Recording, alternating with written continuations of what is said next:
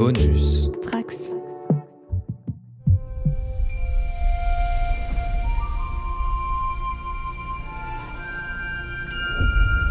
Bonjour à tous les trekkers et trekkies de toutes sortes, je suis le commandeur Guigui et je suis ravi de vous accueillir à bord de la station du Cadran Pop. Le podcast sur Star Trek écoutable dans toute la galaxie et sur toutes vos applications de podcast via le flux du coin pop.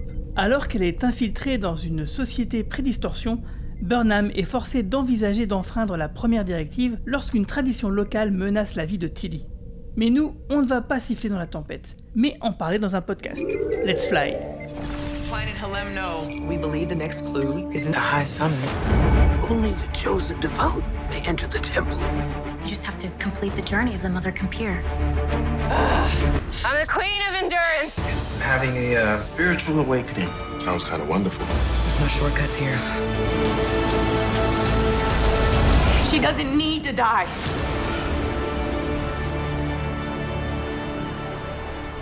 Working. Pour en parler, je suis avec un équipage d'élite, comme d'habitude, avec notre Romulien relou Raymond Brami. Salut Romain. Salut tout le monde. Il y a aussi notre lieutenante commandeur Bajoran Marina. Salut Marina. Bonjour Guigui, bonjour à toutes et à tous. Ravi de vous retrouver. Et encore une fois cette semaine, notre lieutenante Marie-Paul. Salut Marie-Paul. Hello à tous. J'espère qu'elle aura bientôt une promotion, Marie-Paul, avec tout ce qu'elle fait. Ouais, j'en ai eu une il y a pas longtemps. Ouais, pour avoir une promotion, il faudra qu'elle regarde tout Deep Space Nine. Oh, j'arrive pas à passer le pilote, les gars. Non, mais je t'assure, tu vas adorer Deep Space Nine. Hein. C'est, pour le coup... Et Marina, j'ai pas vu le pilote en entier, j'ai pas réussi à tenir. Alors, il est pas génial, le pilote. C'est pas le meilleur épisode. Voilà, c'est pas le meilleur épisode. Et honnêtement, skip toute la première saison, passe directement à la deuxième saison. C'est un bon conseil. Et sinon, donc avant de parler de Star Trek Discovery, l'épisode de cette semaine, on va faire un petit point sur notre financement participatif parce qu'on l'a lancé cette semaine, ça y est. Au moment où je vous parle, normalement on est à 73%. Ce financement participatif, c'est bien sûr pour notre événement à Metz le 21 septembre prochain. Donc on a prévu la projection du film de J.J. Abrams de 2009 et plein de surprises, plein d'animations sur toute une après-midi. Mais pour ça, bien sûr, c'est tout le principe des financements participatifs. Il faut arriver au 100% pour qu'on puisse avoir le budget nécessaire minimum pour que l'organisation puisse tout simplement se réaliser. Et donc voilà, donc on vous invite quand même à regarder, c'est sur KissKissBankBank. Vous pouvez regarder évidemment, les liens ils sont sur notre page Twitter, Facebook, etc. mais surtout sur notre site internet podcast.lecadranpop.fr. Sinon, vous regardez directement sur le site de KissKissBankBank et puis vous cherchez Star Trek. Hein. Normalement, il n'y a que nous sur le sujet et vous trouverez assez facilement. Et je suis assez content quand même parce qu'en 48 heures, voilà, d'avoir réuni 73%, ça fait vachement plaisir. Et puis du coup, on a très hâte de vous revoir tous et toutes les personnes qui ont contribué. Et puis on espère que ça va aller bien loin, qu'on soit très très nombreux parce qu'en fait, plus on sera nombreux et nombreuses, plus la salle que le cinéma nous donnera, plus elle sera grande. Et moi, j'ai bien envie d'être dans la grande salle à 270 places. Qu'est-ce que vous en pensez ? Ouais, ça serait chouette, mais j'avais quand même une question à te poser, Guigui. Tu sais, nous, les gens de droite, on aime la transparence, et je trouvais que 100 000 €, ça me semblait un petit peu cher. Comment tu justifies ce prix pour le KissKissBankBank ? Je pense que tu as mal lu et tu as rajouté des zéros. Le minimum qu'on doit atteindre, c'est 1 500 €. Avec ça, on sera juste bien pour faire le minimum de l'animation. Et bien sûr, plus on avancera, plus on sera haut. Plus on pourra rajouter, par exemple, des lots dans la tombola, parce que oui, il y aura une tombola avec des super lots, et on pourra en acheter plein, par exemple, pour qu'un maximum de personnes repartent avec des trucs. On pourra faire tout un tas de trucs dont je peux pas vous parler, mais qui sont dans les cartons, en tout cas, qui sont des projets un peu secrets. Voilà. Si tu cherches des organisateurs, il y a une boîte qui s'appelle Big Malion, que je connais très bien, qui peut t'organiser ça pour pas cher.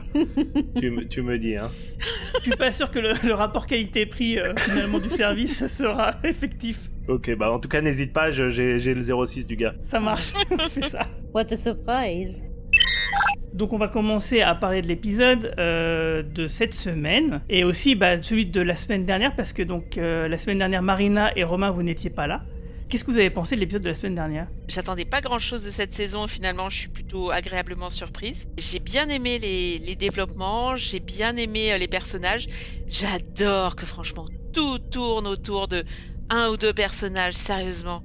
Ils peuvent pas s'intéresser un peu aux autres, mais c'est pas grave. Finalement, au bout de 5 saisons, j'en ai pris mon parti. mais que tout tourne autour de Michael, qu'elle résolve toutes les situations, que tout s'arrange. Moi j'aime bien ces deux méchants, la Belle et la Bête, Moll et Lac, je les aime bien. Booker il était sympa aussi, et puis l'univers miroir sans qu'on voit les personnages d'un univers miroir, c'était pas mal. Alors moi c'est exactement ce qu'a dit Marina, mais à l'envers, c'est-à-dire que j'ai trouvé ça absolument horrible. J'ai trouvé que les références étaient archi forcées, il y a absolument rien qui justifie qu'on retrouve l'USS Enterprise, enfin... Encore une fois, c'est ce que je dis à chaque fois avec Discovery, mais cette impression qu'il y a 50 personnes dans l'univers et 3 vaisseaux qui restent. Alors là, l'Enterprise, il est partout. C'est-à-dire que TNG faisait parfois des trucs comme ça où tu retrouvais des trucs, mais tu vois, ils avaient l'intelligence de parler d'autres vaisseaux, où tu vois, quand c'était l'Enterprise, c'était jamais l'Enterprise A ou l'Enterprise D, c'était des Enterprise B qui avaient été oubliés depuis des années. Non, là, c'est toujours l'Enterprise, parce que même dans l'univers Mirror, il y a qu'un vaisseau. Moll et Lac, moi, je trouve ça nul à chier. Et voilà, non, j'ai rien à ajouter sur cet épisode. J'étais limite content de pas faire le podcast parce que je me serais énervé tout seul, je pense. Ah, moi j'ai vraiment bien aimé, hein. J'ai franchement, mais comme quoi avec Romain, les contraires s'attirent. C'est une histoire de feu et de glace. Oh non, on va pas déjà parler de Trône de Fer, ça fait pas 5 minutes. Non, on va parler de Game of Thrones. Merci Romain de me lancer. Hein. Access denied. Et alors, et du coup, l'épisode de cette semaine sans spoiler. L'épisode de cette semaine, je l'ai trouvé assez cool. En fait, je commence à mieux comprendre ce qu'a voulu faire Michel Paradise avec cette saison. Et je suis en train de réaliser que finalement, cette approche Indiana Jones que je trouvais un petit peu nulle sur le papier, finalement, ça leur permet de retourner de manière un peu subtile au format Planet of the Week. Et finalement, l'épisode de cette semaine, c'est un épisode typique Planet of the Week qui m'a beaucoup fait penser à TNG, au TNG de l'époque. Alors, pas les meilleurs TNG, hein, soyons clairs, mais ça m'a quand même fait penser à TNG. Donc, j'ai retrouvé une naïveté de Star Trek que j'aime bien, une histoire avec un début, un milieu, une fin. J'aime bien quand on challenge un peu les croyances des peuples, mais sans les ridiculiser en quelque sorte. Donc, pour le coup, ouais, j'ai retrouvé un peu mon Star Trek dans cet épisode, à ma grande surprise. Ça m'a fait penser à l'épisode d'il y a 3 semaines, je pense, qui était également à l'honneur. Et finalement, je commence à comprendre la démarche. On finit même par se demander finalement pourquoi ils n'ont pas complètement Jump the Shark et été sur du l'honneur toutes les semaines et du Planet of the Week toutes les semaines. Mais bon, écoute, ouais, assez satisfait pour le coup. Ok, et toi Marie-Paul ? C'était mieux que la semaine dernière, mais encore une fois, 57 minutes, pour moi, c'est trop long. Il aurait fallu faire quelques coupes dans l'épisode. C'était sympathique, quoi. C'était bien de voir Tilly un peu reprendre du service en duo avec Michael, même si, évidemment, il y en a marre de voir Michael. Et il y a eu un moment où j'ai eu un peu une petite suée dans ce qu'elle dit pendant l'épisode. On en parlera pendant le spoiler, mais ça va. J'ai pas regardé mon téléphone ou ma montre comme j'ai pu le faire dans l'épisode de la semaine dernière. Moi, j'étais partagée parce que je suis d'accord avec Romain. Effectivement, j'ai retrouvé TNG et même Stargate ou d'autres séries où ils n'avaient pas beaucoup de budget. Ça se passait sur une planète. Ça met énormément de temps à démarrer. Donc ça, je suis tout à fait d'accord. Après, sur plein de points, je trouve que c'est expédié. Michael, elle est arrivée, elle te donne des solutions. C'est trop rapide. Il aurait fallu un personnage, et c'est là où TNG savait très bien le faire, c'est qu'il y avait un personnage qui portait le propos contraire et qui soit était sacrifié, soit qui survivait. Mais là, je trouvais que c'était à la fois trop lent et trop rapide. Et certains personnages étaient sous-représentés. Là, moi, j'en peux plus. Hein. Tout tourne autour de Michael, c'est plus possible. Et depuis que j'ai revu Alias, tu le sais, je ne vois que des parallèles entre Sidney et Michael. Plein de parallèles par ailleurs. Mais je suis partagée. Moi, j'ai vraiment préféré l'épisode de la semaine dernière. Je suis peut-être toute seule. Mais honnêtement, la semaine dernière, j'ai pas regardé mon téléphone. Là, j'arrêtais pas d'avoir des références à TNG. Et j'étais pas d'accord avec la rapidité de certaines résolutions. Mais j'ai bien aimé Tilly. Alors, je dois dire que Tilly, je l'ai beaucoup aimé dans cet épisode. L'épisode il fait 54 ou 55 minutes je crois, et comme la réflexion qu'on s'était faite avec Romain Digita il y a quelques podcasts, il y a 10 minutes de trop dès le début en fait, il y a trop de blabla pour amener l'intrigue qui va démarrer. Bon alors d'un côté c'est bien parce que ça nous montre la vie de l'équipage au quotidien, mais d'un autre côté ça fait que ouais, l'histoire elle démarre presque 10 minutes trop tard quoi. Ça mériterait d'être resserré pour être plus efficace, mais en tout cas je suis de l'avis de Romain et de Marina, c'est quand même plutôt un bon épisode qui a des vibes Star Trek assez classiques. Hein. À part ça, moi le côté Michael & Co, c'est-à-dire que en fait on a Michael et un autre personnage à chaque fois. Hein. Donc c'était Rainer dans le premier, dans le deuxième c'était Saru, dans le troisième c'était Book et Culbert, dans le 4e, c'était Rainer et Stamets. La semaine dernière, c'était Kebuk. Et là, cette fois-ci, cette semaine, c'est Tilly. Donc voilà, ça tourne un peu.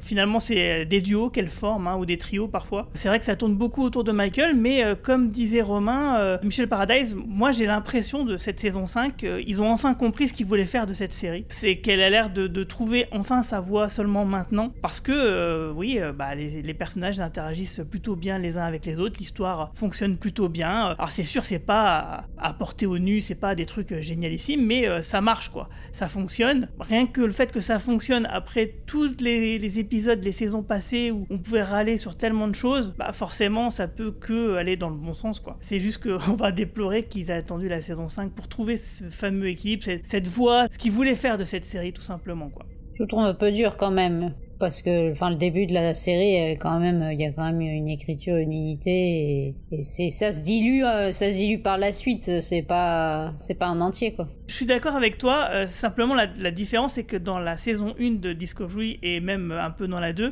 il y avait beaucoup de choses qui étaient entre guillemets pas Star Trek. Tu vois, là, Michael est vraiment très en avant, mais il y a quand même cette histoire de corps, d'équipage qui font corps et où chacun apporte sa pierre à l'édifice, etc. Ça, c'était carrément absent de la saison 1. Il y avait plein de choses qui étaient absentes. Les maquillages des Klingons, je suis désolé d'être sur un truc aussi trivial, mais moi, ça m'a vraiment très énervé dans la saison 1. Ça m'a empêché d'apprécier plein de choses. Enfin, il y avait plein de choses qui faisaient pas Star Trek dans les concepts, dans ce qu'on attendait d'une série Star Trek. Il y a un autre truc qu'il maîtrise beaucoup mieux aussi que les saisons précédentes, je trouve, c'est les story B et les story C. Exactement. Centrés sur des personnages d'équipage. Là, en l'occurrence, il y avait une story B, une story C. Il y avait donc, c'est léger, mais il y avait autour de Culbert qui était assez touchant, j'ai trouvé, avec sa mère et toujours la recherche de ce qu'il ressent depuis quelque temps, de sa grand-mère. Et il y avait, ça c'est une story C à peine, mais il y a Adira, c'est ça, qui devient membre de l'équipe de Passerelle, avec la relation avec le premier officier. C'est pas mal. Vous remarquerez quand même qu'ils ont du mal à sortir des personnages qu'ils aiment bien. C'est-à-dire que Adira et Culbert ont toujours le bon, et Stamets indirectement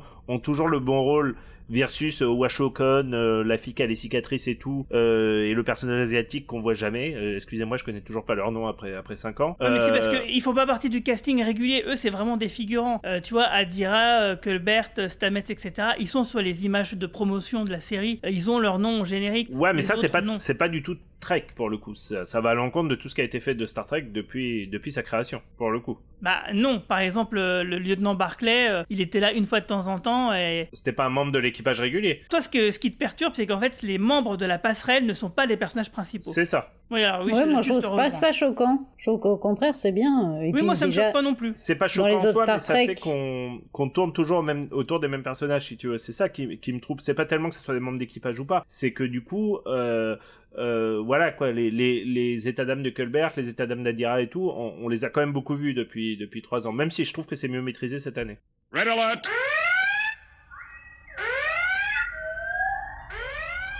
Entrez. Vous entendez ces sifflements? Ils font partie intégrante de leur langage. Zora, tu veux bien traduire ce qu'ils disent en standard? Bonjour, quelqu'un m'entend? Je vous entends, compagnon. Êtes-vous blessé? Non, mais j'ai très soif. Nous avons de l'eau pour vous. Pourquoi est-ce qu'ils parlent en sifflant? Ils ne parlent pas qu'en sifflant. Ils ont un langage phonétique pour les interactions quotidiennes, mais la langue sifflée leur permet de communiquer sur de longues distances.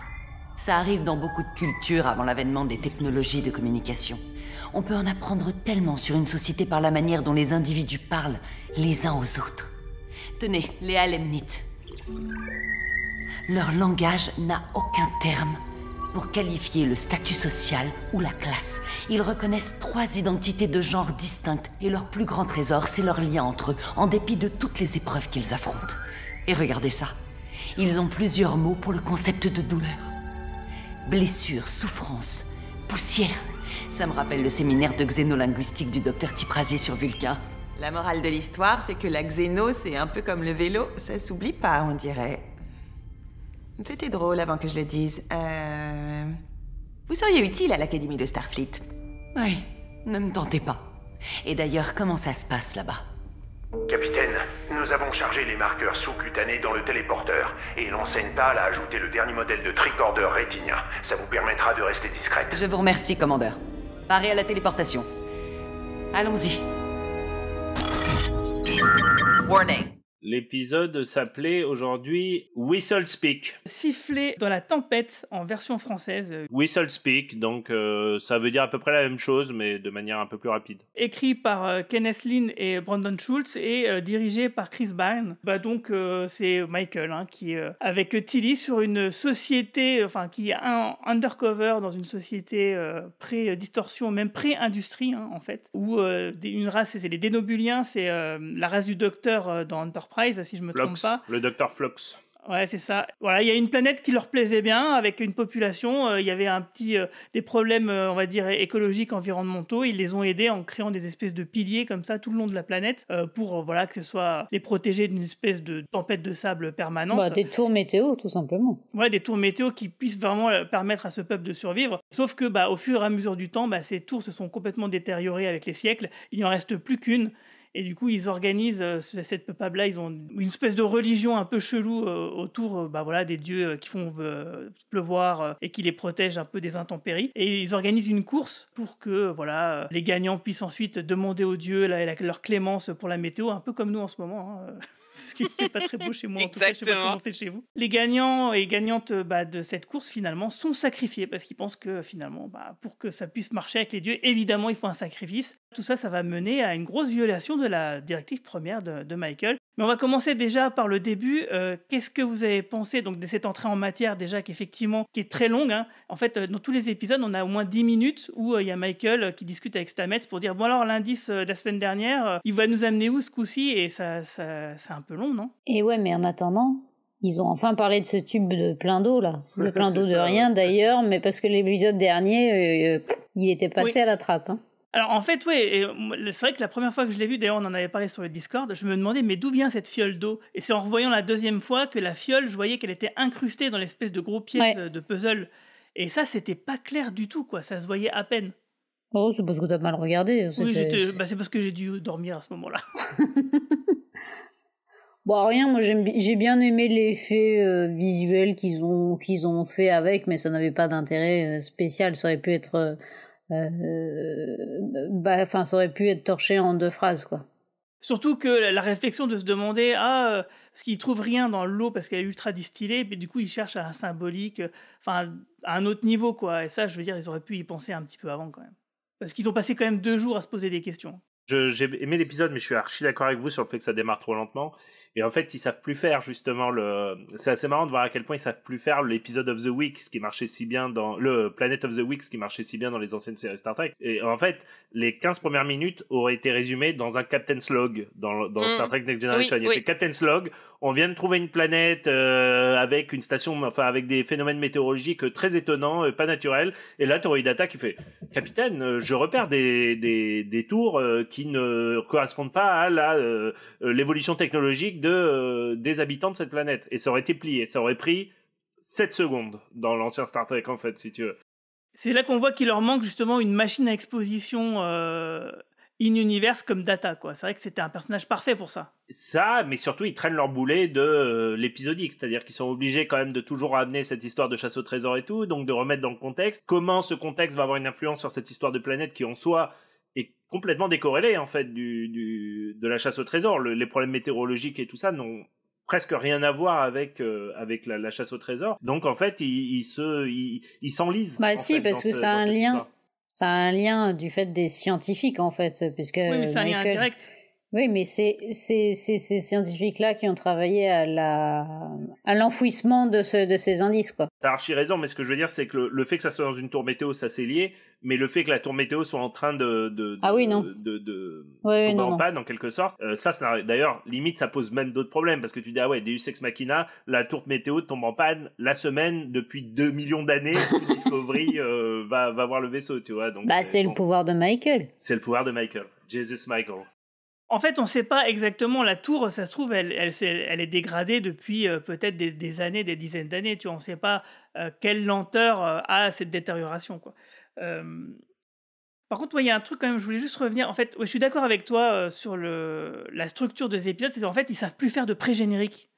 Tout simplement parce que en fait le générique il est placé à peu près 10 minutes après le début de l'épisode, mais en fait il pourrait être placé un peu n'importe où, de manière complètement aléatoire. Alors qu'en fait, un pré-générique, à l'époque où les épisodes étaient passés sur des chaînes de network, où en fait, il fallait empêcher les gens de zapper d'une chaîne à l'autre, entre plusieurs coupures publicitaires, le pré-générique était super important parce que c'était un truc très accrocheur de seulement 2-3 minutes. Alors que là, maintenant, ils ont plus ce problème-là avec les plateformes de streaming, ce qui fait que voilà, le générique, tu le mets à 5 minutes, à plus 10 minutes, peu importe. En fait, c'est juste, il est intercalé entre deux scènes, mais juste parce qu'il faut mettre un générique. Mais en vrai, ils en ont plus vraiment l'utilité. Et c'est ça qui fait que je trouve que ça se ressent que les épisodes ont besoin d'être coupés, d'être un peu charcutés, d'être un peu resserrés pour être plus efficaces, parce que cette lenteur-là, elle joue contre l'épisode qui est plutôt bon d'une manière générale. Ouais. Parce qu'en fait, tu parlais de Kurtzman, mais en fait, quand il était producteur exécutif d'Alias, le générique parfois arrivait 15 ou 20 minutes après le début de l'épisode. Donc, et franchement,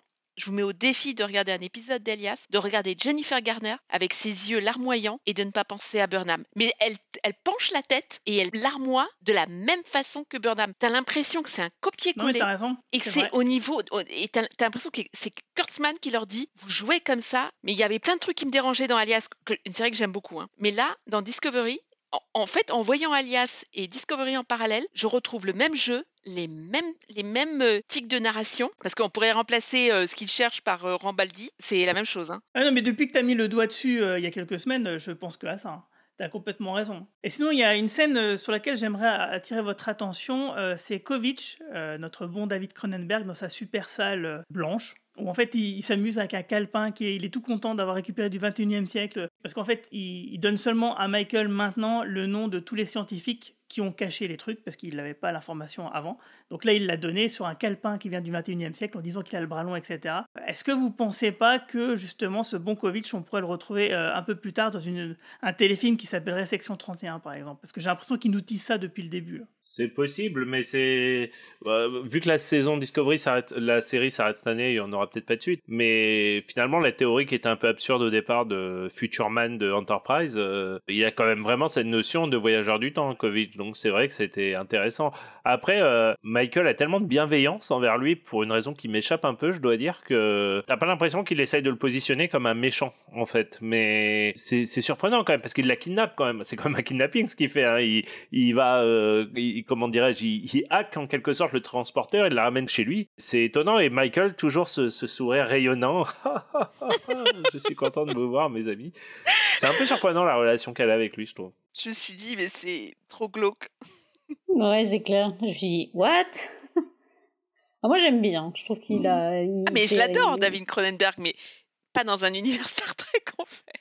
Bah, là, je trouve qu'il fonctionne plutôt bien dans le personnage, justement. Évidemment, quand tu penses à son univers perso cinématographique, c'est autre chose, mais il est super. Ouais, je trouve que c'est une très grande réussite, ce personnage, depuis le début. C'est plus que... c'est plus la relation de Burnham avec lui qui est pas vraiment développée, en fait. T'admets qu'elle l'aime bien. Tu sais pas pourquoi. C'est vrai que moi aussi, je suis comme vous. Hein. Je trouve que ce personnage qui a des goûts anachroniques fonctionne plutôt bien et qui reste assez mystérieux. Donc, on aime bien le voir de temps en temps. Et puis, David Cronenberg, hein, il fait bien l'acteur. D'ailleurs, il jouait aussi dans Alias. Souviens-toi, Marina. Oui, mais justement, j'allais y venir parce qu'il y a plein de vieilles pointures qui jouaient dans Alias. Il y avait Roger Moore aussi. Oui, Roger Moore dans la saison 1, ouais, tout à fait. Ouais, exact. Après le générique, ils arrivent, donc Tilly et Burnham font équipe. Alors pourquoi c'est vrai qu'en tant que capitaine, elle veut vraiment faire toutes les missions de terrain, quoi. Elle peut pas envoyer quelqu'un d'autre. Donc c'est elle et Tilly qui y vont, et ils rencontrent donc un groupe. Alors c'est bien parce qu'ils sont bien infiltrés, parce que déjà ils ont une tête très humanoïde, donc c'est pratique. Et c'est ça, en ça que ça nous rappelle un peu la nouvelle génération. Ils se mettent juste un peu de griffouillage sur le front et c'est bon. Ils ont des espèces de tricorders qui sont rétiniens, donc tout est discret. Ça c'était pas mal. Ouais, c'était une bonne idée ça aussi, ouais. C'est la première fois qu'on les voit, ces yeux magiques à la forge. Je trouvais ça très cool, l'effet, pour le coup. Oui, ils le disent à un moment, on vous a préparé des holo-tricorders, je sais plus comment ils les appellent, rétiniens. Et donc ils rencontrent un groupe qui se promène et puis qui leur en apprend un peu plus sur leur culture, quoi, de cette planète-là. De fil en aiguille, en rencontrant d'autres personnes, ils vont rencontrer donc une personne qui est l'enfant du prêtre du village, on va dire, qui veut absolument faire cette course. Ils vont donc vouloir faire cette course aussi parce que donc la personne qui gagne la course a le droit de rentrer dans la tour. Et bien sûr, eux, leur objectif à Michael et Tilly, c'est de rentrer dans la tour puisqu'elles pensent que l'indice est là-bas, quoi. T'as oublié un truc que je trouvais moi plutôt réussi et plutôt chouette, c'est l'introduction à la langue de la planète, exact, c'est-à-dire qu'il parle par sifflement. Alors c'est marrant parce que de fait, la manière dont ils l'ont traduit en langue anglaise, c'est un peu, il parle avec un langage un peu, c'est assez évolué. Et il siffle de différentes manières, et apparemment c'est une langue qu'il connaissait pas le traducteur universel, mais qui arrive quand même à le traduire. Et ça c'était chouette, et c'était sympa la manière dont ils ont amené ça sur la planète.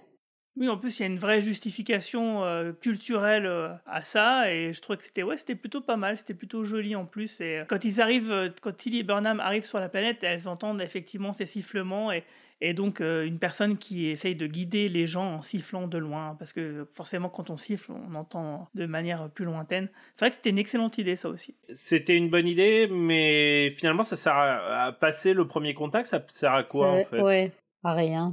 C'est pas une grosse critique, hein, mais à part que j'ai trouvé ça très poétique au début, j'ai pas très bien compris où ça nous amenait. En plus, même l'épisode s'appelle Whistle Speak, hein, donc vraiment ils insistent là-dessus, et j'ai pas bien compris si ça avait un impact sur ce qui se passe dans le reste de l'épisode, en fait.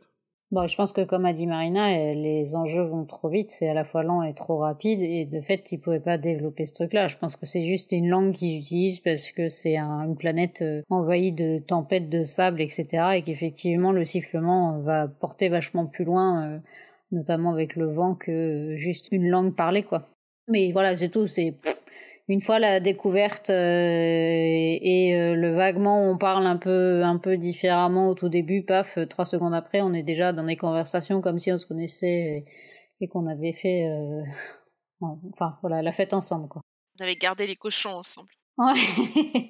Mais c'est bien quand même qu'ils fassent au moins un petit effort d'avoir ce genre de petits trucs de lore un peu différent. Il y a aussi le fait que la végétation au niveau chromatique elle teint vers le bleu en fait plutôt que vers le vert. Donc ça c'est un truc facile à faire, hein, mais c'est quand même sympa de faire cet effort-là. Et ce que j'ai bien aimé aussi, moi, c'est le concept même de la course qu'ils doivent faire, parce que ils doivent faire une course en étant parfaitement assoiffés et devoir se retenir de boire de l'eau. Il y a donc des bassines d'eau qui sont disséminées un peu partout, et bien sûr c'est là pour les tenter, et forcément tu cours, t'es assoiffé, t'es épuisé, t'as envie de boire, donc voilà, c'est comme ça que les éliminations se font. C'est une sorte de test d'endurance et de force de caractère, on va dire, de volonté. Mais par contre, moi, quand ils donnent justement l'espèce de petite pastille à tous les concurrents et concurrentes pour les assoiffer, parce que c'est une pastille qui va générer quelque chose dans le corps des gens pour les assoiffer, pourquoi Tilly et Burnham, elles le prennent sans se poser de questions? Parce qu'elles sont encore dans l'idée de faut pas faire quoi que ce soit avec la prime directive. Ils ont pas à tricher. Non mais voilà, elles ont le droit de tricher quand même. Non. Moi, non. Ton but, c'est de gagner la course. Moi, je triche. Hein. Fuck. Hein, s'ils s'en rendent pas compte, je veux dire, voilà, c'est pas grave. Et en plus de ça, elles savent pas quel effet néfaste ça pourrait avoir sur leur organisme, parce qu'elles sont humaines.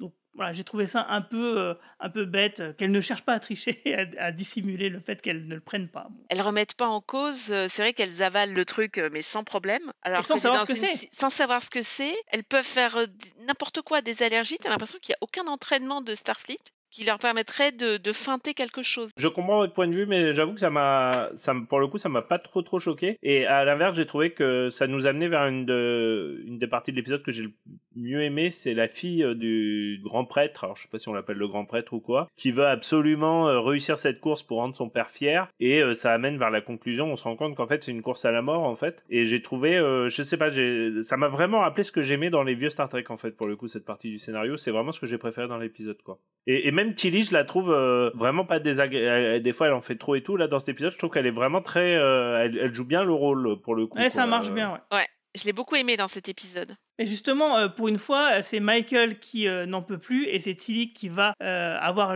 l'endurance pour continuer, parce que là, c'est pas une course de force physique où il faut aller le plus vite, où il faut être le plus endurant sur un certain nombre de kilomètres. C'est pas un marathon, par exemple. C'est vraiment, on teste ta volonté à ne pas boire et à ne pas succomber à la tentation. Et je trouve que c'était une super idée, un super concept, et que le fait que ce soit Tilly et pas Michael qui, par exemple, remporte la course, j'ai trouvé ça très cool. En plus, il y a aussi ce principe que, genre, dans la dernière ligne droite, pour corser un peu le truc, on donne au dernier concurrent une sorte de grosse coupée le dos. Ils doivent courir avec jusqu'à l'arrivée, sans renverser et sans boire, bien évidemment. Et donc, la fille du grand prêtre, effectivement, elle renverse sa coupole. Et Tilly fait demi-tour pour l'aider en lui remettant un petit peu, parce qu'elle l'avait aidé déjà précédemment. Donc, il y avait vraiment cette notion de coopération en plus. Enfin, ouais, tous les ingrédients sympathiques qu'on a l'habitude et qu'on aime bien voir dans Star Trek étaient réunis dans ces séquences-là. Et c'est vrai que ça fait vraiment plaisir. Ouais, c'est une très très belle scène. Moi, j'ai beaucoup apprécié Tilly qui dit allez, viens, on va franchir la ligne d'arrivée ensemble. Tiens, voilà, on prend un peu d'eau et tout. Moi, j'ai retrouvé les valeurs de Star Trek. J'ai beaucoup aimé cette scène. Et voilà. Et moi, ça m'est arrivé il y a 1 an. Je faisais une course avec Quentin. D'avoir soif. D'avoir soif, oui, cheers Robin. Et en fait, j'étais au bout de ma vie à la fin de la course. C'était un pauvre 10 km, hein, j'étais vraiment pas en forme. Et en fait, il y a un collègue qui est venu m'attendre à l'entrée du stade et qui a couru il voyait bien que j'étais au bout de ma vie. Il a couru les derniers mètres avec moi. Et franchement, j'ai trouvé ça super sympa. Donc franchement, des valeurs comme ça, je trouve ça magnifique. Et il y a aussi un autre élément que j'ai pas cité et qu'on cite pas souvent quand on parle de Discovery, c'est que la musique de l'épisode était plutôt sympa aussi. Elle était vraiment à propos, un peu bucolique comme ça. Elle était bien dans le ton de cette peuplade qu'on découvrait. Et puis de tout ce qu'on raconte, hein, de la course, de la bienveillance des personnages, etc. Tout ça, ça fonctionnait vraiment très bien. C'est aussi un truc que j'ai apprécié dans l'épisode, c'est que Discovery a tendance à être très manichéen, et pour l'instant ça reste le reproche principal que je fais à Molly et Lack, qui sont vraiment des méchants de foire un peu. Et en fait dans cet épisode il n'y a pas de méchant. En fait le méchant c'est les traditions d'une certaine façon, et en fait personne n'est vraiment responsable de ces traditions. Et c'est aussi un truc que j'ai trouvé beaucoup plus subtil que dans l'écriture récente trekkienne, en fait. C'est assez agréable que, je sais pas quoi, il n'y a pas vraiment de bien et de mal dans cet épisode, en fait. J'allais dire, t'as dit que c'est Tilly qui gagne, etc. Sauf que oublie pas que Michael, elle sauve le monde à côté quand même, hein, grâce à ses super compétences, expertise, mais guidée par quand même l'expertise d'Adira. Elle remet en route la tour météo qui est foutue, enfin presque foutue. Elle est en background, mais elle est quand même en train de sauver la planète. Ouais, c'est sûr, mais ce que je veux dire, c'est que dans la course, finalement, c'est, oui, tout à fait. Elle abandonne. Pas Michael qui a eu la plus grande volonté. Et alors effectivement, ça lui permet de mener sa mission en parallèle autrement. Et en plus, mais quand même, j'ai bien aimé, tu vois, qu'on remette. C'est pour ça que je dis que j'ai l'impression que la série, elle a enfin trouvé sa voie, qu'ils ont enfin trouvé les scénaristes qui voulaient raconter ce qu'ils voulaient en faire. C'est qu'on revient enfin à Michael Burnham, qui est xéno-ethnologiste, ou je sais plus c'est quoi le terme, etc. Mais qui est, par exemple, tu vois, je parlais de la chromie de la végétation qui tire vers le bleu. Et effectivement, elle remarque qu'il y a de la mutation sur la végétation, elle est jaune, donc du coup, on a une belle dichotomie entre les deux couleurs complémentaires, donc ça attire forcément l'œil. Évidemment, donc Michael en tire la conclusion, s'il y a une mutation, c'est qu'il y a sûrement peut-être une fuite de radiation de la technologie de la tour, quoi. C'est un raisonnement qui est plutôt logique, qui est plutôt bien vu, parce que évidemment, cette végétation un peu jaunie, on la voit forcément de loin, donc ça tombe pas comme ça. Je trouve que c'est plutôt malin, quoi. Je suis d'accord. Et donc en fait, ouais, quand Michael, elle se rend compte, quand Tilly et la fille donc du prêtre sont dans la tour et qu'on se rend compte, finalement, c'est un sacrifice. Donc Michael décide de briser, mais franchement, la prime directive, et j'ai pas souvenir d'avoir eu un jour un capitaine ou un personnage qui brisait à ce point la prime directive en genre je m'en balèque, j'y vais à fond. Alors c'est bon mon gars, on vient de l'espace, t'es Dieu, bon ça existe pas vraiment, ça c'est de la technologie, tac, tiens, voilà mon docteur, je te le présente. Waouh, je sais pas, est-ce qu'il y a... Ouais, est-ce qu'il y a alors ça va un peu vite, je suis d'accord. Après... la première directive, elle est un peu sabotée dans cet épisode, dans le sens où c'est une civilisation qui a déjà été complètement noyautée par les actes des Nobilians contaminés. En gros, est-ce que eux sans le savoir, mais est-ce que c'est vraiment respecter la directrice, est-ce que c'est la directrice, n'importe quoi. Est-ce que c'est vraiment respecter la première directive de laisser mourir un peuple qui survit grâce à une technologie dont ils ne seraient pas capables eux-mêmes, en fait, si tu veux. Donc je pense qu'en termes de... En tout cas, moi, je serais juge à Starfleet. Pour une fois, je serais assez coulant vis-à-vis de Michael Burnham et de ses décisions parce que la situation, de toute façon, n'est pas première directive compatible dès le départ, en fait. Surtout que, en fait, leur salut ne peut découler que de leur connaissance de cette technologie-là. Donc c'est vrai que sinon on les laisse crever, quoi, tout simplement. Mais souvent, la prime directive, elle mène à ces extrêmes-là. C'est-à-dire que tu laisses des gens mourir parce que tu ne dois pas intervenir. C'est déjà arrivé, quoi. C'est tout à fait ce qu'ils font avec le volcan dans la Kevin Timeline. Mais je suis d'accord avec toi, Romain. Et en plus de ça, moi j'ai envie de dire, est-ce qu'au 32e siècle, la prime directive, elle vaut encore autant parce que la fédération n'est plus ce qu'elle est, donc elle est un peu en lambeaux, etc. On imagine que presque 1000 ans plus tard, il y a quand même moins de champs, de peuples à découvrir et peut-être que des contaminations ont moins d'impact que ne pouvaient l'être auparavant. Peut-être que la prime directive, elle peut être un peu plus souple, surtout pour des cas comme celui-ci, quoi. Moi, je pense qu'elle est pas changée, mais je pense que c'était une situation compliquée pour tout le monde. Moi, je suis pas trop d'accord. C'est pas qu'il faut absolument appliquer les lois et tout, mais ces lois, elles ont été érigées pour une raison. Et en fait, il faut les respecter parce que les briser, oui, peut-être, mais il faut que ce soit un vrai dilemme moral, pas juste Michael qui dit bon, allez, c'est bon, on s'en fout, allez, on prend la décision en 30 secondes. Tu vois, il aurait fallu un vrai dilemme et puis peut-être mais là, c'est trop rapide pour balancer comme ça. Je suis d'accord avec toi. En fait, le moteur de Michael pour briser la directive première, c'est la mort de Tilly et non pas le dilemme moral que sous-entendait Romain tout à l'heure. Parce qu'effectivement, c'est une vraie question. Il y a une technologie qui leur permet de survivre. Elle vient d'ailleurs. Si cette technologie est en train de s'effondrer et s'ils n'en ont pas la connaissance pour pouvoir la réparer, l'entretenir, etc., ils vont tous mourir. Est-ce que la première directive peut s'appliquer ou pas à ce moment-là, quoi ? Plutôt que dire c'est bon, je prends ma décision parce que ma copine, elle va mourir. Et on est quand même dans la même dynamique que Chris Pine dans la Kelvin Timeline, qui décide de sauver Spock quoi qu'il en coûte, quoi. Et donc ils ont le vaisseau qui s'envole de l'océan devant cette civilisation qui est pris pré-distorsion, etc., quoi. Ouais, au début d'Into Darkness. Mais encore une fois, tu l'as dit dans ton propos, Guigui, les scénaristes ont quand même pensé à ça, et il y a quand même cette histoire où Adira, si je dis pas non, c'est pas Adira, c'est pas grave, un des personnages dit il faut, de toute façon, c'est des technologies qui sont faites pour être maintenues, et c'est bien de la réparer maintenant, mais si c'est pas maintenu, de toute façon, le problème va se reproduire dans 10, 20 ans, etc., etc. Donc, tu vois, ils ont quand même pensé, parce que ça veut dire que de toute façon, bon gré mal gré, soit tu les laissais tous crever, alors soit maintenant, soit dans 20 ans, soit de toute façon, tu brisais la prime directive pour leur donner une chance sur une technologie qui de toute façon n'est pas la leur, quoi. Et j'ai trouvé, encore une fois, qu'ils s'étaient au moins posé les bonnes questions. Je suis d'accord sur la vitesse et tout, mais j'ai trouvé qu'ils s'étaient posé les bonnes questions d'un point de vue scénaristique. Mais c'est trop rapide. C'est trop. Il aurait fallu. Tu te dis, mais Picard ou Riker, il y aurait. Enfin, les gars, elle était en train de crever, Tilly, à côté. Donc, oui, mais l'urgence de la situation fait que, à un moment, il fallait qu'elle choisisse, quoi. Moi, je pense que ça aurait été plus fort et plus puissant si elle avait laissé mourir Tilly. Mais là, je suis consciente que c'est pas une. C'est l'avait fait ça Janeway, quoi.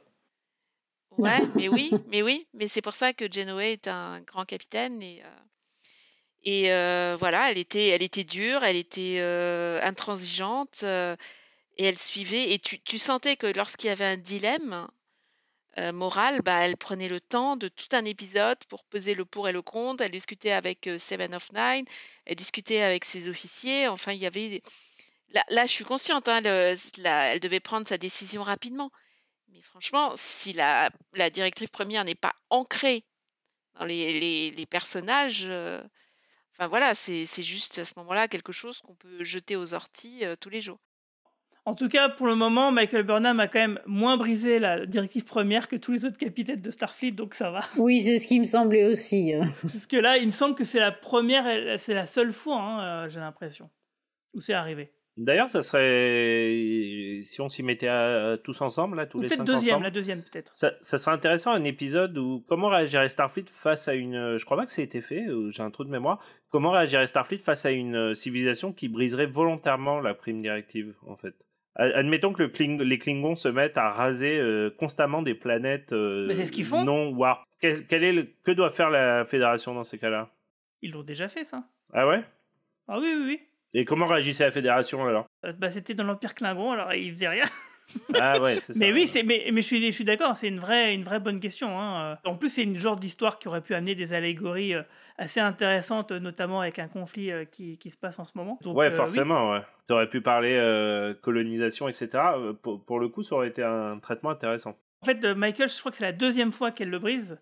Mais la première fois, je crois qu'elle l'avait pas fait exprès, c'était dans le 2e épisode de la saison 2, qui était un super épisode. Mais en fait, quoi, déjà c'était des humains qui étaient kidnappés de siècles auparavant, donc c'est pareil, est-ce que ça s'applique vraiment? C'est un peu compliqué aussi, quoi. Mais en tout cas, je suis sûr que Janeway, Kirk et Picard, ils l'ont fait plus souvent qu'elle, quoi. En tout cas, c'est sûr. Il y avait un épisode de Next Gen très chouette, tu te rappelles, une civilisation qui déplaçait un astéroïde qui devait percuter une planète non warp, donc une planète pré-warp. Mais je suis pas sûr qu'ils en avaient conscience, mais l'Enterprise, il y avait une histoire comme ça qui m'a fait. J'ai pensé à cet épisode en regardant l'épisode d'aujourd'hui. Ils l'ont fait aussi, ça, le coup de l'astéroïde dans Discovery. Ah non, c'est Strange World, pardon. Dans le 2e épisode, ouais. Du coup, il y a une petite transition qui est intéressante à faire, c'est le côté justement spirituel. Parce que là, on a l'impression que la morale de l'histoire par rapport à cette peuplade-là, c'est oui, bon alors, tu croyais que c'était des dieux qui géraient ta météo et des trucs comme ça. En fait, non. Je t'explique, non, c'est pas ça. C'est la technologie, etc. Bon, alors ça veut pas dire qu'il n'y a pas de dieu quelque part, mais en tout cas, c'est pas des dieux qui ont fait ce que vous pensez qu'ils faisaient. On peut imaginer que ça peut aller dans un sens qui est pas trop, religieux pour ce qui nous attend pour le final.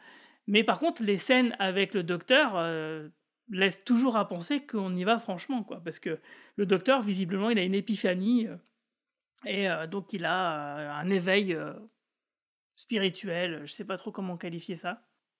Oui, une épiphanie.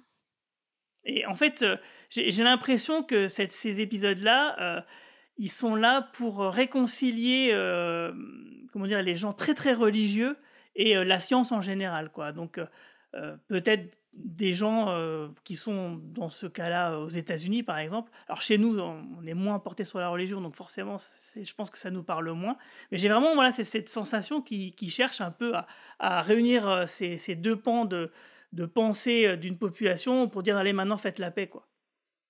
Je sais pas si je suis clair dans ce que je dis. Non, t'es très clair, mais moi, c'est un message qui me touche, auquel j'ai souvent pensé que je trouve que pour le coup, moi, je suis plutôt côté scientifique que religieux, d'une manière générale, mais je trouve qu'il n'y a pas fondamentalement d'opposition réelle entre la religion et la science, en fait. Il y en a à partir du moment où tu restes sur des dogmes, c'est-à-dire la Bible dit ça et ça, donc il ne peut pas, tu vois, la Bible dit qu'on descend d'Adam et Ève, donc on ne peut pas avoir eu des dinosaures et des hommes de Néandertal. Là, oui, il y a une opposition. Mais dire qu'au contraire, plus tu avances dans la science, plus l'existence d'un dieu ou d'une force supérieure, ou pour le dire à l'inverse, plus tu avances dans la science, plus tu peux être amené à croire au contraire, parce que tu dis, mais c'est pas possible qu'il n'y ait pas une main qui guide un tel niveau de complexité, en fait, si tu veux.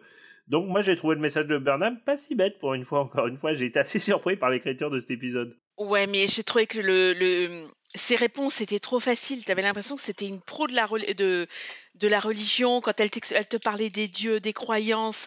En 30 secondes, elle t'explique comment fonctionne la religion, que c'est un peu son domaine d'expertise en vrai, d'étudier les civilisations extraterrestres. Et la religion, ça fait partie justement d'une société en règle générale. C'est ce qu'elle te dit d'ailleurs.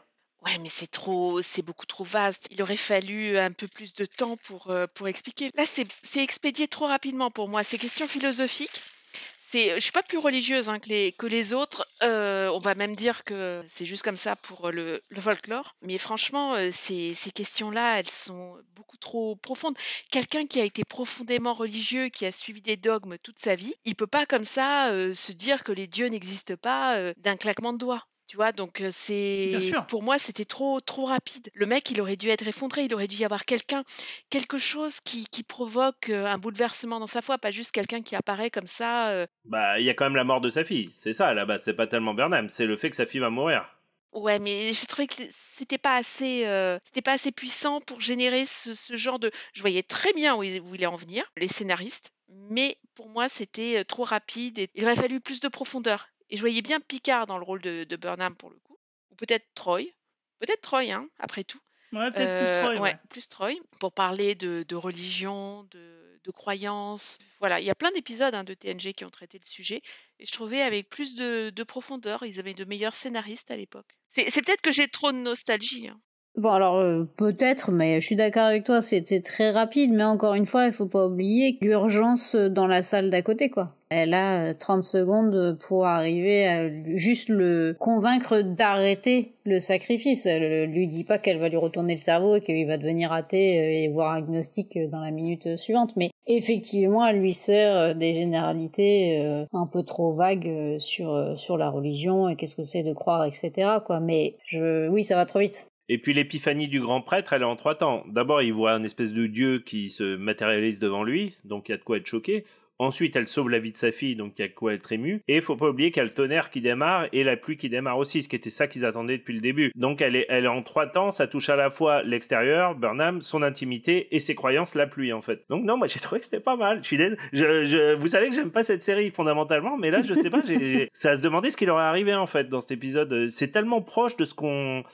Enfin, ça ressemble tellement à un épisode de TNG, en fait, sans ce qu'ils ont su faire aussi par le passé, sans imiter totalement un épisode du passé, ce que j'aime pas non plus. Je sais pas, j'étais content, quoi. Ouais. J'ai bien aimé l'épisode. J'ai bien aimé l'épisode, c'est juste que j'ai trouvé que c'était trop rapide. J'aime beaucoup ton explication en 3 temps, mais pour moi, c'est toujours trop rapide, et la manière dont Burnham est experte en tout, mais juste... Ah, mais ça, c'est exaspérant. Ouais. Ça juste... non, enfin, c'est... J'ai pas rebondi tout à l'heure quand tu l'as dit, Guigui, mais en effet, elle n'a rien à faire sur la planète, Burnham, à la base, puisque c'est au second officier. Autant dans les épisodes précédents, ils essayaient de trouver une excuse, tu sais, ah oui, mais toi, t'es spécialiste de Molélac, donc on va te laisser dans le vaisseau, tu vas devoir traquer Molélac, et moi... Tu te rappelles, ils avaient essayé de faire ça il y a 2 épisodes. Là, ils en parlent même pas. Ouais, ok, j'y vais. Mais il n'y a pas une règle dans Starfleet qui dit que c'est le premier officier qui doit... Non, j'y vais. Ok, bon, bah ok. Ouais, et donc, quel autre personnage va partager la vedette avec Michael Burnham dans le prochain épisode? Qui ne l'a pas fait? Adira, je pense. Ah, mais Adira, je l'adore. Et franchement, entre Culber et Adira, mais je les adore. Donc, Adira, elle était déjà pas mal featurée dans l'épisode sur Trill. Ouais, mais elle faisait pas une team-up avec Michael. Moi, je parie sur Stamets. C'est celui qu'on a le moins vu pour l'instant dans les stars de la série. Ah, mais Stamets, on l'a vu dans l'épisode précédent. L'épisode 4. L'épisode 4, oui, pardon. Avec le... Ah, le voyage dans le temps, t'as raison. Ouais, je suis bête. Ouais. Pour moi, il y a Adira qui a pas eu droit encore à son team-up. Bah, je sais pas, elle va ils vont chez les bétazoïdes, là, donc... Ouais, j'ai l'impression, ouais. Qui est-ce qui va être un spécialiste de ça? Est-ce qu'on va les voir nus? Moi, j'ai envie de savoir, est-ce qu'on va les voir nus? C'est ça que je veux savoir. Bah, s'il y a un mariage, oui. S'il y a pas de mariage, non. Ah, c'est que dans les mariages qui sont nus, les bétazoïdes? Ouais, c'est les mariages. Ah, je pensais que c'était toute la race. Non, oui, mais je pensais que c'était dans les... Ouais, mais je pensais que chez eux, ils étaient nus, en fait. Et que c'est pour ça que dans les mariages, la tradition voulait qu'ils soient nus, en fait. C'est les mariages. Non, c'est pas... Ils ont pas précisé ça, mais sûrement, il y a d'autres endroits ou d'autres moments où... Dans leur chambre, par exemple. C'est là où Riker a vu Troy nue. Elle était demoiselle d'honneur à un mariage. Ouais. Et sinon, il y a juste quand même un truc, moi, qui... Pour conclure un peu... donc, ouais, cet épisode, je l'ai trouvé très bien. Et effectivement, vous avez... bien souligner tous les bons points de cet épisode, même un peu les mauvais. Mais il y en a quand même un qui m'a gêné, moi, c'est le docteur Culber qui gère un peu sa peine, son deuil de sa famille qui a disparu, avec un hologramme de sa grand-mère, comme dans un épisode de Black Mirror. Je trouve que c'est pas très sain, je comprends pas pourquoi il fait ça en fait. Bah, c'est comme disait enseigne conseillère sur le Discord, le deuil, c'est de l'introspection, et je pense que ça l'aide pas du tout de rester dans ce souvenir. Il a envie de se souvenir des bons moments, mais comme nous toutes, mais quand on va regarder une vidéo, ou des photos, ou des machins, ou se souvenir de manger effectivement un plat que tu mangeais avec la personne qui est disparue, mais de là avoir des conversations et de fait interroger cet hologramme de sa grand-mère sur sa potentielle condition neuronale. Non, non, je trouve ça bizarre ce revirement. Alors, c'est bizarre, non. Je pense qu'il est en plein burn-out et qu'il se pose 10 000 questions et que effectivement l'expérience Trill l'a complètement chamboulé, mais c'est dommage effectivement qu'il le tire un peu trop vers le côté spirituel. Évidemment, on parlait la semaine dernière de comment est-ce que Stamets réagirait s'il lui en parlait. Ben voilà, on a vu effectivement, on s'attendait pas à autre chose de son côté scientifique. Ouais, en plus, alors là pour le coup, je suis archi d'accord et c'est traité très vite. Tu sais, il dit ouais, tu sais le robot, j'oublie toujours son nom, robot Zora, envoie une note à Starfleet pour dire que c'est vachement bien pour gérer le deuil, les trucs visuels. Enfin, tu sais, t'as envie de lui dire ouais, enfin c'est un peu rapide ton test et tout. Moi, ça m'a rappelé une scène qui m'avait déchiré le cœur dans un film que j'adore et qui est un peu oublié aujourd'hui, qui s'appelle Strange Days, où le héros revivait les scènes avec son fils et sa femme avec un espèce de casque de virtuel mais très très avancé, et ça te brisait le cœur. Enfin, tu sentais que ça, au contraire, ça le faisait terriblement souffrir, au contraire de revivre tout le temps la même scène et tout. Donc ouais, j'ai trouvé ça un peu, ça m'a pas sorti du truc, mais je me suis dit ouais, c'est bien rapide quand même. Ouais, génial, Zora, envoie une note à Starfleet. En tout cas, il est possible quand même que les atermoiements du docteur portent toute l'histoire de la saison, en fait, le message un peu en filigrane de ce qu'on nous raconte, quoi. Donc on verra bien dans les prochains épisodes jusqu'où ça va nous mener. Alors bilan, bon épisode ou pas ? Oui, bon épisode. Pour l'instant, ça va. Ouais, moins pire que celui de la semaine dernière. Ouais, je suis très content. J'aurais aimé voir ça 8 fois sur 10 dans chaque saison de Discovery, en fait. Moi aussi, j'ai bien aimé, et donc on va rejoindre l'avis de Romain Nigita, dont on va écouter le journal de bord tout de suite. Captain.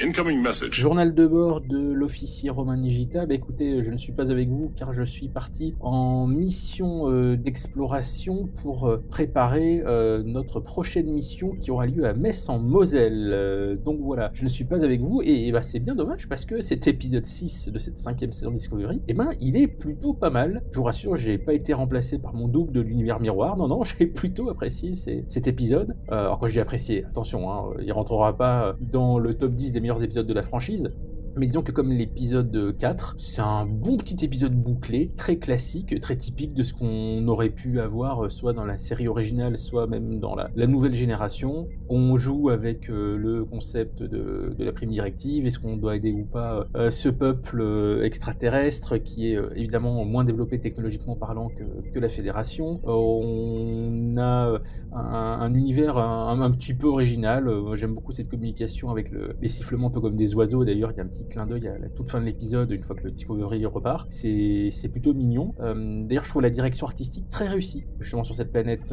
en termes de décor, de costumes, que ça soit justement l'intérieur du temple, ou que ça soit les extérieurs, ou même ce qu'on voit évidemment en image de synthèse, quand on voit les plans très larges de la planète. Ça rappelle un petit peu Pandora dans Avatar. Donc tout ça est plutôt réussi, tout ça est plutôt impressionnant. Il n'y a pas besoin de faire des grosses scènes d'action, il y a quelque chose de très pro, de très joli, qui littéralement nous transporte dans un autre monde.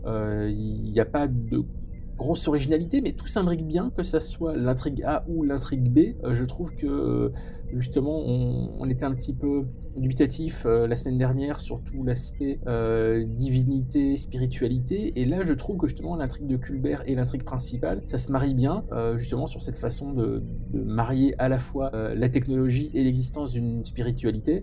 On sait que ça a toujours été un truc un peu paradoxal dans Star Trek, avec les épisodes de la série originale, avec les dieux de l'Olympe, ou même avec l'idée de base de Star Trek 5, l'ultime frontière. On sait que c'est toujours très, très périlleux de se lancer là-dedans, et là je trouve que dans cet épisode-là, ils s'en sortent pas trop mal pour mixer les deux. Donc vraiment, un épisode plutôt bien écrit, avec des dialogues plutôt drôles.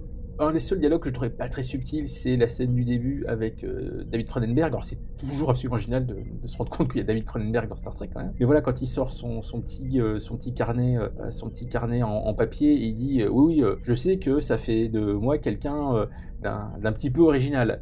C'était peut-être pas la peine de le souligner jusque-là, juste le fait qu'il ait son petit carnet suffisait. Voilà, c'est un petit peu surligné, c'est un peu dommage. Et l'autre problème que j'ai justement avec cette scène-là au début de l'épisode, et de manière générale tout le pré-générique, et on l'avait déjà souligné dans les épisodes précédents, et là finalement ça se répète, c'est étant donné que ces épisodes bouclés sont au sein de cette intrigue feuilletonnante avec cette chasse au trésor, cette chasse aux indices, et à chaque fois en début d'épisode, avant vraiment de rentrer dans l'intrigue de la semaine, on a la résolution de l'indice. Voilà, comprendre d'abord ce que veut dire l'indice avant de pouvoir arriver dans l'appel de la semaine. Ce qui fait qu'on a cette espèce d'intro ultra longue qui dure quasiment 10 minutes où ça avance pas des masses et où paradoxalement finalement la résolution de la compréhension de l'indice est beaucoup trop rapide. Donc voilà, on a une espèce de premier acte un peu bâtard qui n'est ni un pré-générique ni un premier acte total et du coup ça patine un peu avant vraiment de rentrer dans le vif du sujet. Et c'est dommage parce que cette semaine, quand on est dans le vif du sujet, ça va assez vite. Et on a eu le même problème la semaine dernière avec aussi la fin de l'épisode où pareil on se retrouvait encore avec un espèce d'épilogue de 5 ou 10 minutes une fois que l'intrigue principale était résolue. Là, heureusement, ça va un petit peu plus vite, l'épilogue est bien plus resserré, et on retrouve justement Culbert et Brooks, et là, ça marche assez bien. Là aussi, non seulement c'est concis, mais ça marie bien les différentes intrigues et de l'épisode et de la saison. Voilà, la relation Book et Michael, Culbert et Stamets, et tout ce questionnement sur les divinités et la spiritualité. Donc finalement, pas de gros soucis à pointer sur cet épisode-là, plutôt efficace, plutôt sympa, pas d'une grande originalité, mais c'est le genre d'épisode qu'on aimerait avoir un petit peu plus souvent finalement dans Discovery. J'y croyais pas trop en début de saison, mais s'ils arrivent à faire des épisodes comme celui-ci ou comme l'épisode 4, tant mieux. Après, voilà, ça va être périlleux, et finalement la saison ne compte que 10 épisodes, et on sait que en fait, il n'y en a que 8 pour l'intrigue principale, et puis les 2 derniers, c'est un peu la conclusion qu'ils ont tournée une fois qu'ils ont appris que ça serait l'ultime saison de la série. Donc c'est peut-être un peu trop tard maintenant pour avoir d'autres épisodes bouclés comme cela, mais en tout cas voilà, c'est ce genre d'épisode bouclé qu'on salue à chaque fois, qu'on aime bien dans Strange New World quand c'est réussi, parce qu'il y a aussi eu quelques petits ratés dans Strange New World, mais vraiment ça fait du bien, et je me répète, mais c'est rafraîchissant d'avoir ce genre de choses-là. Donc oui, plutôt une bonne surprise. Je pense que c'est le genre d'épisode que je retiendrai dans mon bilan de fin de saison de Discovery. Voilà, et puis écoutez, en attendant, évidemment, notre crowdfunding est toujours en ligne, donc allez-y, à l'heure où je vous parle, on en est déjà à 72% en à peine plus de 24 heures. C'est déjà super, donc vraiment merci déjà beaucoup à tous ceux qui ont contribué. Et puis n'hésitez pas, les autres, il y a encore plein de super contreparties qui sont dispo. L'événement en septembre à Metz en Moselle sera vraiment super sympa, parce qu'il n'y aura pas que le film, comme vous le savez, il y aura le film, le podcast, le quiz, et puis c'est l'occasion de tous se voir en vrai. Donc vraiment, allez-y, KissKissBankBank, Quadrant Pop, Metz en Moselle, Star Trek, ça va être chouettos. Et puis d'ici là, moi, je repars, et j'espère vous retrouver bientôt pour un prochain podcast. Salut tout le monde. Alors c'est le moment de la partie promo ou reco du podcast. Marina, est-ce que tu as quelque chose à promouvoir ou à recommander? J'ai lu le 2e tome de The Nice House on the Lake et j'ai adoré. Donc j'avais recommandé le 1er tome, et là je recommande le 2e tome. Et toi Marie-Paul, t'as un truc dimanche, je crois. Oui, alors j'avais un truc dimanche, j'ai un problème de voiture donc je ne pourrais pas m'y rendre, mais Manu, lui, il va... Ouais, Manu, il va toujours, donc effectivement, à l'Ouest Hurlant, qui est un festival de l'imaginaire à Rennes, qui a lieu tout le week-end. Il sera en direct pour un coin lecture qu'on a fait aussi lundi sur Twitch. Donc là, ce sera le Twitch de l'Ouest Hurlant. Dimanche de 15 à 16, il y sera avec Mara, et il devait avoir une 3e personne en plus de moi, mais malheureusement, moi, je ne pourrais pas y aller, ma voiture étant en panne, et il n'y a pas de train qui fait le retour Rennes à chez moi. Ah, quel dommage. Et toi, Romain? J'ai 2 recos. La première, j'en ai peut-être parlé sur le podcast, je sais pas, j'ai beaucoup aimé la série Fallout qui est inspirée du jeu vidéo de Bethesda. Je trouve que la série est vraiment, vraiment très réussie. Et elle t'amène dans une direction que tu t'attendais pas forcément. Et en plus, il y a Kyle MacLachlan qui est quand même ton héros absolu, Guigui. Donc voilà, j'ai beaucoup pensé à toi en regardant la série. Il est bien en plus, comme très souvent, mais là, il est particulièrement bien. La deuxième reco, c'est pas une reco, vous allez vous moquer, mais j'ai réalisé que ça me manquait de ne pas revoir des choses. On regarde trop de nouveautés, on ne revoit plus assez avec toute cette abondance de contenu qu'on reçoit constamment. Et suite à la mort d'Akira Toriyama, je suis en train de revoir la série Dragon Ball, l'original, celle de Sangoku enfant. Et en fait, j'ai jamais été un gros fan de Dragon Ball. J'adore ça comme tous les gens de ma génération, mais je suis pas fan comme beaucoup de gens l'ont été, où vraiment ils collectionnaient tout et tout. Et en fait, c'est littéralement la première fois que je revois Dragon Ball depuis mes 6 ans, probablement, 5-6 ans, quoi. Et du coup, je le regarde avec un œil à la fois différent et nouveau. Nouveau parce qu'il y a plein de trucs qui sont très gênants aujourd'hui et pour le coup, je ne suis pas fondamentalement pour la cancel culture, mais alors là, faut admettre qu'il y a quand même des trucs où tu fais wow comme ça, tu vois. Et à l'inverse, il y a toujours des trucs qui restent d'une efficacité redoutable, où même d'un point de vue purement technique, animation et dessin, où tu dis putain, mais les mecs, ils étaient quand même vraiment trop forts, quoi. Donc, je prends énormément de plaisir à revoir cette série que j'avais pas revue depuis vraiment très longtemps. Ouais, bah figure-toi que moi je la regarde avec mon fils depuis plusieurs mois et c'est vrai que toujours le même plaisir, quoi. Alors, je vais juste préciser que j'ai failli en parler dans mes recos et puis je me suis dit non, finalement. J'ai acheté le manga à Maxime et pendant une semaine, Maxime m'a fait la tête, il me le rendait en me disant mais il n'y a pas de couleur et puis dans quel sens ça se lit et tout ça. Et j'ai commencé à lui lire depuis hier et en fait on a fini le tome 1 en 24 heures. Il adore, mais il adore. Et il me le tend et il me dit tiens maman, lis-moi les histoires de Sangoku. Par contre... je dois dire que toutes les scènes de culottes de Bulma, je les passe très rapidement. Et toutes les scènes où on voit les seins de Bulma ou les fesses de Bulma, je les passe très rapidement. Parce que si je avec me dis, les fesses, si avec les culottes, ça irait, mais ça va quand même beaucoup plus loin. Faut que vous lisiez de Dr. Slump après. Ouais. Ah, mais je viens de voir les épisodes avec Harale, justement. Je viens de voir les épisodes de Dragon Ball avec Harale. Si tu veux pisser de rire, faut lire Dr. Slump. Hein. Ça, je me souviens... Je pisse de rire quoi devant ce monde. Et d'ailleurs, que vaut l'animé? Parce que j'ai vu que ils avaient refait un animé. Il y avait eu le premier animé que je pense que le Club Dorothée a diffusé. Apparemment, ils ont refait un animé dans les années 90. C'est regardable ça ou pas? Je suis pas au courant. Ça me dit rien du tout. Mais je me souviens que le premier animé était à pisser de rire aussi. Ouais, j'ai eu bien le sacré professeur Slump. Tu es un farceur. Et tu le regardes où Dragon Ball, Romain? Sur quelle chaîne? Ça passe sur Warner TV en ce moment. Ah d'accord. Bah, je vais peut-être prendre un pass parce que je vais regarder. Ouais. Parce que là, j'ai envie de lui montrer, même si ça va être chaud de couper des scènes. En tout cas, en ce qui me concerne, moi, au moment où vous écouterez ce podcast, je serai au Festival du Rayon Vert à Volcranche, près de Thionville. Donc, c'est au domaine de Volcranche, ça sera dans le château. Et que, en plus de ça, à 15h30, je ferai une conférence sur X-Files, parce que le thème de cette année, ce sont les enquêtes surnaturelles. Et donc, bien sûr, quoi de mieux que de parler de X-Files pendant 1 heure, devant, j'espère, un public nombreux. Et du coup, en plus, je vais le filmer, une captation que je mettrai sur ma chaîne YouTube un peu plus tard. Donc, si vous n'êtes pas dans le coin, vous pourrez toujours vous rattraper là-dessus, mais venez, franchement, la liste des invités est assez folle. D'ailleurs, Comics Blog a même fait un article sur le sujet hier. Voilà, donc ouais, pareil que c'est un super festival. Ouais.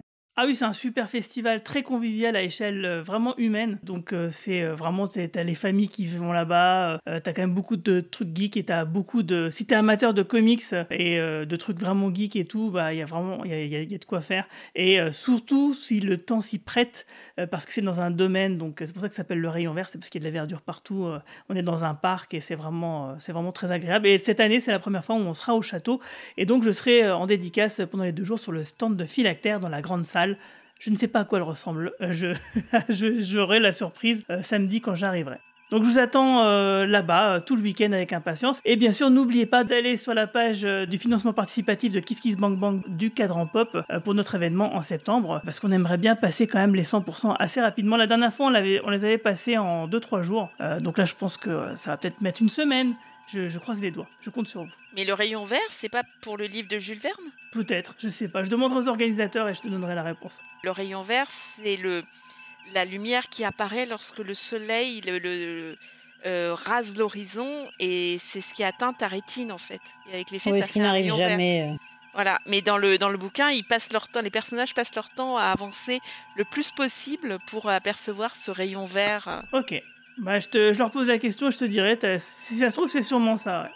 En tout cas, merci à toutes et tous de nous avoir suivis. N'oubliez pas que si nos podcasts vous plaisent, merci de nous mettre 5 jolies étoiles et sympathiques commentaires sur les applications où vous nous écoutez, que vous pouvez nous retrouver sur notre Discord, notre Blue Sky, notre page Facebook et surtout sur notre site internet podcast.lecadranpop.fr. Et sur ce, je vous souhaite à toutes et tous une longue vie et plein de prospérité. Salut tout le monde. Ciao. Salut. Ciao, ciao.